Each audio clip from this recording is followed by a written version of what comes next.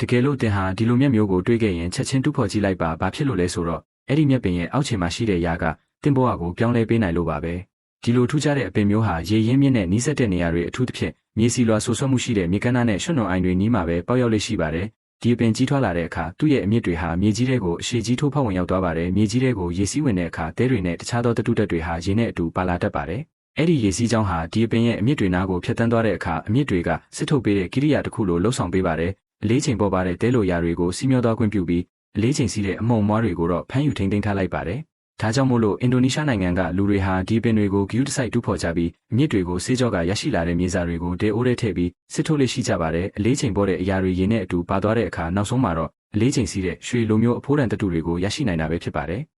ကြောက်တုံးပေါ်မှာဟင်းချက်တဲ့အခါဒီချက်ကိုတော့လုံးဝမေ့ထားလို့မဖြစ်ပါဘူးဘာဖြစ်လို့လဲဆိုတော့တင်းငယ်တဲ့ပေါ်စမှုလေးကနေကိုယ့်ရဲ့ဟင်းလျာတွေကိုတင်မကပဲအနေရပါဖြစ်စေနိုင်လို့ပါ